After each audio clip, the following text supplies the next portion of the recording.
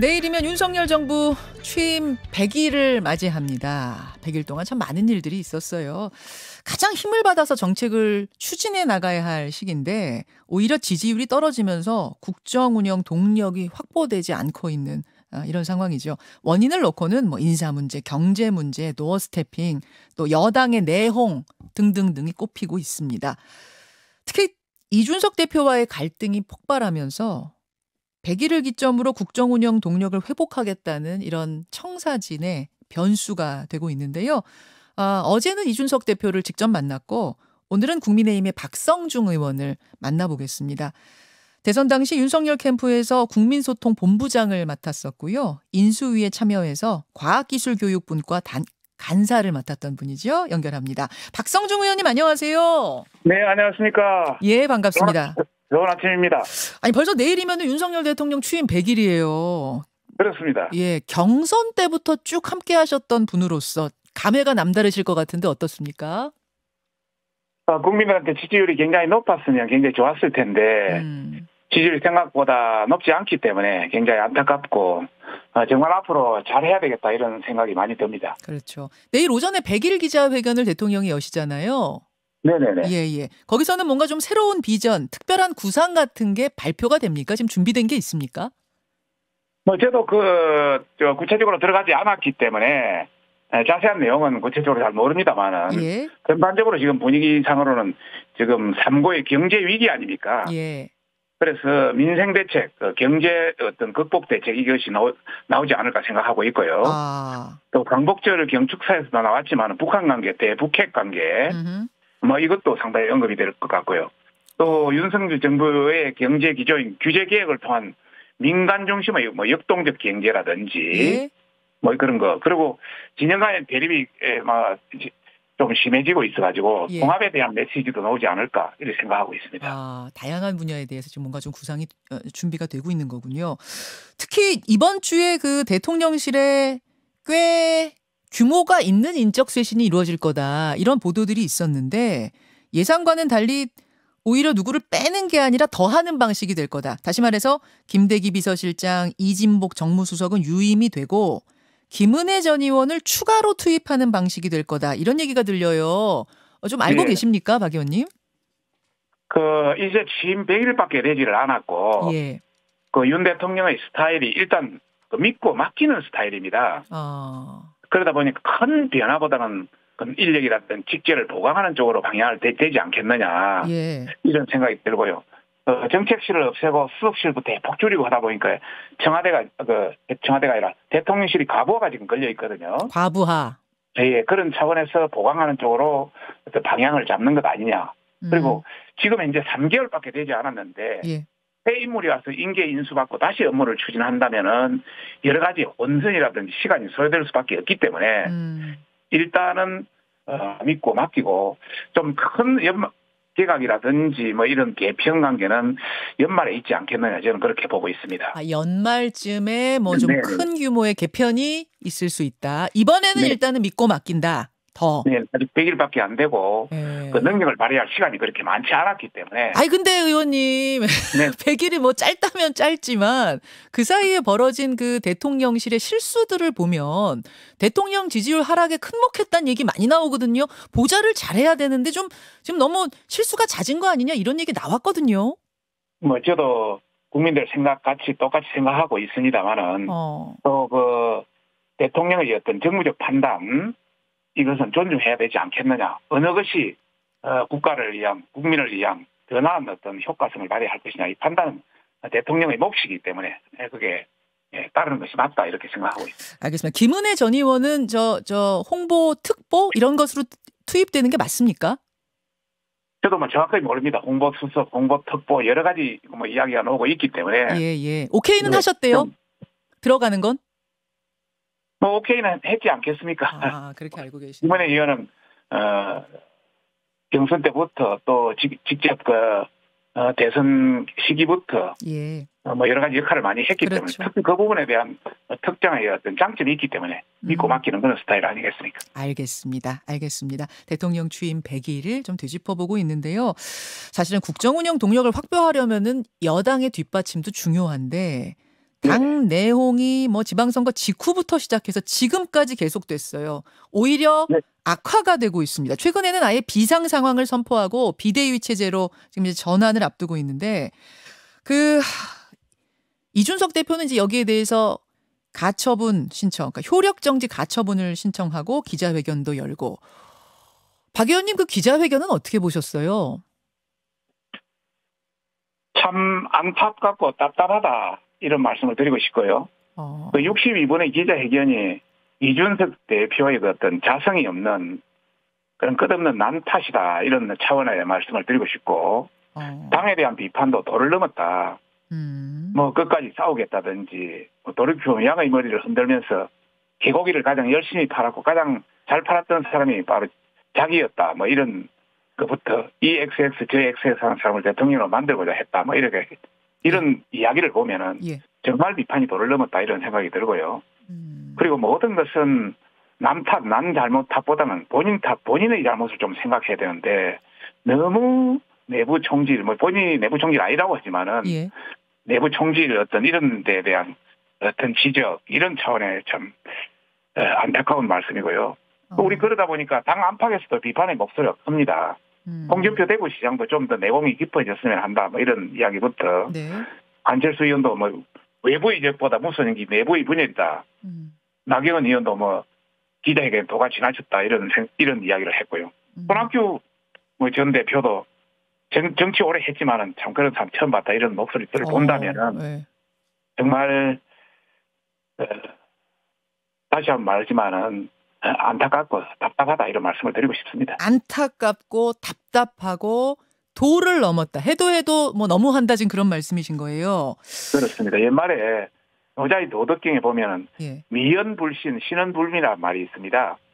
아름다운 말, 장황한 말은 신뢰할 수 없고 신뢰할 수 있는 말은 아름답지 않다 이런 말이 있습니다. 참 그런 걸 좀 새겼으면 하는 바람입니다. 네.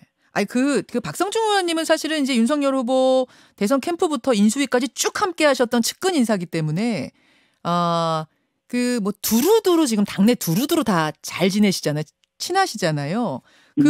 윤핵관으로 실명 거론된 그분들은 기자회견 보고 뭐라고 하셨어요? 뭐 권성동, 장제원 이런 분들, 이철규 이런 분들, 그분들도 답답하겠죠. 지난 1년 내내 이준석과 윤핵관이 사사건건 부딪혔지 않습니까? 이 분란을 일으킨 것이 윤핵관이라고 생각하는데 제가 생각에는 그 실제 장본인은 이준석 대표다. 이 빌미를 제공한 게 예를 들어서 성접대 무마호 또 그에 관련 7억 원 투자 각서 이게 대한 그 모든 것이 윤리 판단으로 된 것인데 그게 마치 윤핵관의 어떤 잘못으로 된 것 같이 대통령과 윤핵관을 공격하는 것은 본말이 잘못됐다 이런 말씀을 드리고 싶고요. 뭐 제가 경선부터 참여는 안 했습니다만은 본선부터 참여했습니다만 본선부터 하셨나요? 전반적으로 대통령도 굉장히 그 터인 분입니다. 또 언론도 상당히 잘 받아들이고 기도 경청도 잘하고 정말 본질이 어디 있는지 본인이 다시 한번 생각해 볼 때가 됐다. 그렇게 할 수 있는 능력이 있는 분인지는 모르겠지만은. 정말 답답하다 다시 한번 말씀드리겠습니다. 그 대통령도 기자회견 보셨을까요? 당연히 봤겠죠. 안 봤으면은 또 다른 후에 뭐 여러 가지 어떤 영상이라든지 이런 걸 통해서 봤지 않겠습니까? 보고도 들었지 않겠습니까? 그러니까 생방송을 당연히 봤을 거라고 보시고 설사 생방송 놓쳤으면 나중에 영상을 보시는 스타일이에요. 잘 아시니까 개인적으로도. 보시는 스타일이에요? 다시 한번 보는 스타일이고요. 보지 않으면 밑에서 실무자나 참모들이 충분히 보고했지 않겠나 생각합니다. 또 그럴 수밖에 없는 것이고요. 아니 어제 이준석 대표 제가 인터뷰를 했는데 안 봤을 거라고 이준석 대표는 생각하시더라고요. 스타일이 그러니까 안 보고 주변에 참모가 딱 필요한 부분을 발췌해서 보고했을 거다. 근데 그 보고하는 데서 또 왜곡이 있었을 수 있다. 이런 부분을 이준석 대표는 지적하시던데. 대통령의 그 성격상 진짜 자기가 필요하고 봐야 됐다 생각하는 것도 꼭 보는 스타일이고요.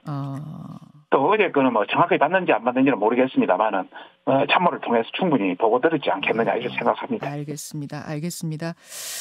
대통령은 지금 무대응 방침이잖아요. 대통령실은.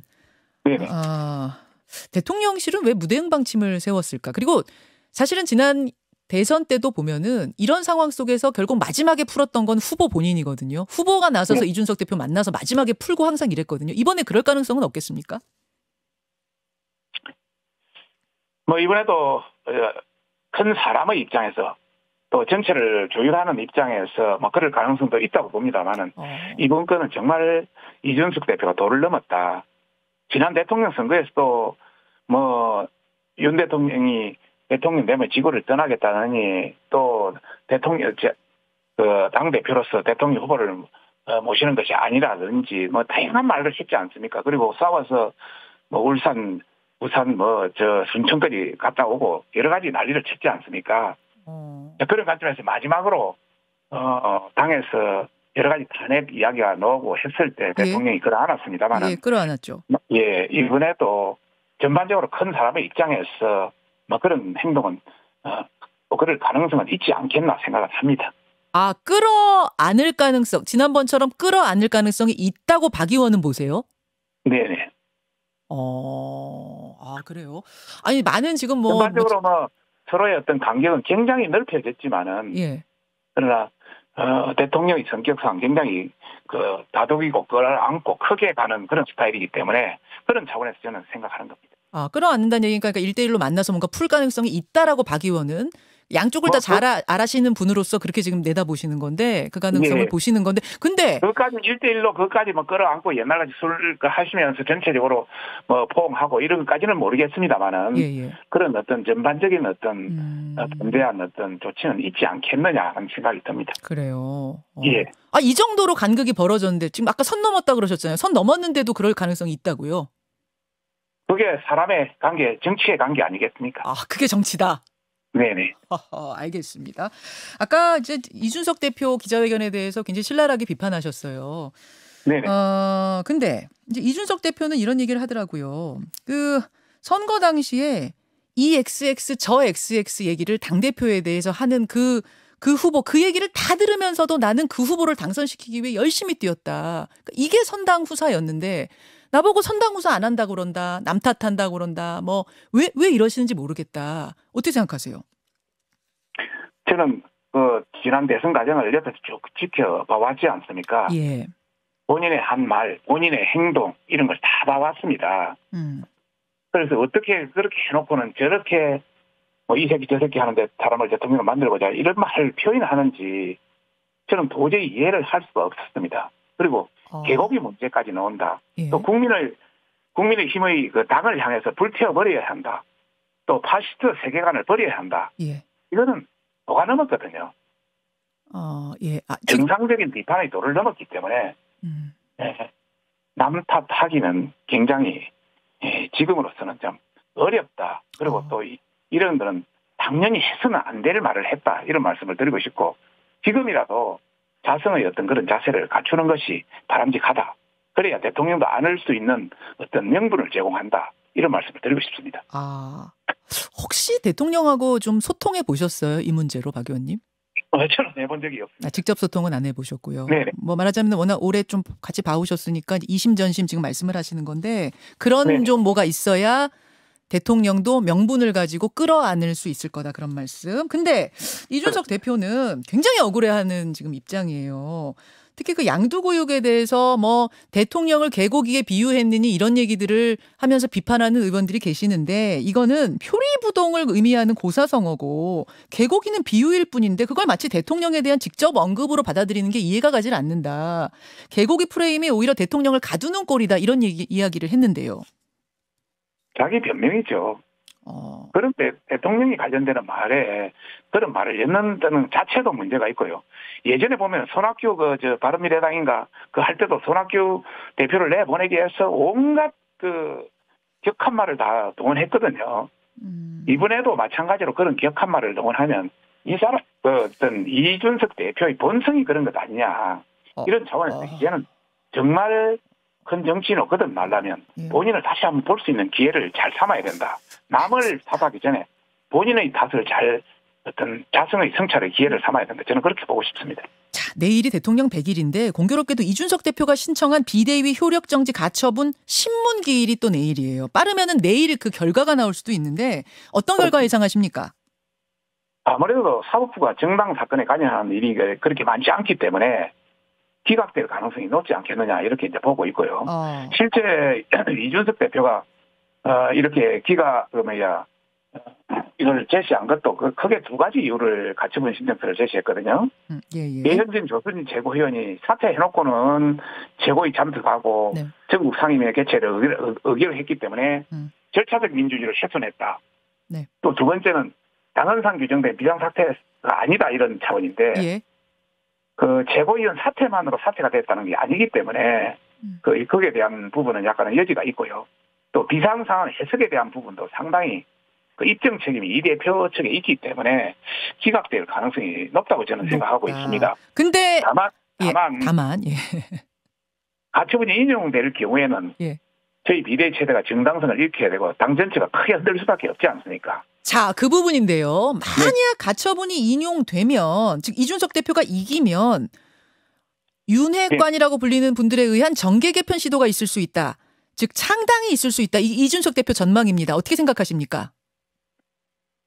지금 전체적인 그 어떤 국민들의 어떤 생각 분위기, 우리 당 자체의 분위기 이런 차원에서 윤핵관이 나서서 하기로는 지금은 굉장히 이르고 또 그런 동력도 크게 없다고 봅니다. 예. 그런 차원에서 우리 당의 비대위원장도 있고 비대위원장이 이제 안 되면은 다시 뭐 조기 전대라든지 이런 게 빨리빨리 진행되겠죠. 그하고는 전혀 관계가 없다 이런 차원이 되고요.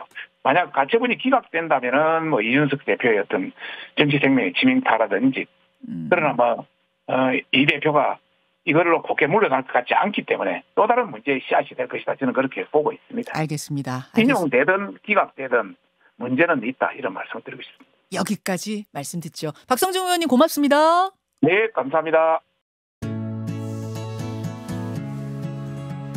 김현정의 뉴스쇼는 시청자 여러분의 참여를 기다립니다. 구독과 좋아요, 댓글 잊지 않으셨죠? 알림 설정을 해두시면 평일 아침 7시 20분 실시간 라이브도 참여하실 수 있습니다.